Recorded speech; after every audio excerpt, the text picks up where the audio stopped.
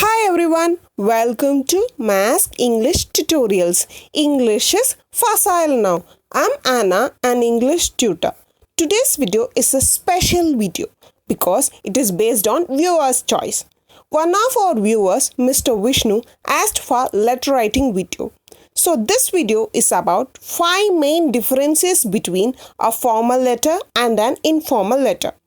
A letter is a written message from one party to another containing information.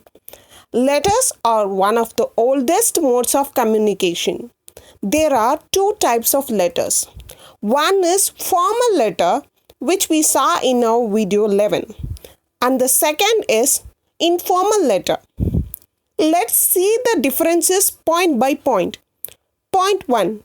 Formal letters are sent to organizations, our government departments, our shareholders to make complaints, requests, inquiries, orders, etc. Whereas informal letters are written to friends and relatives. Point 2. The style of greeting and addressing should be respectful in formal letters and should be casual in informal letters. To make it clear, if the tone is so humble and polite, that is a formal letter. Or if it is very normal, then it is an informal letter. Point 3.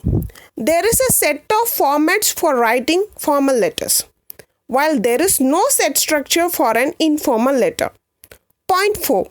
The words used in informal letters can be colloquial and slang, but it is restricted in formal letters.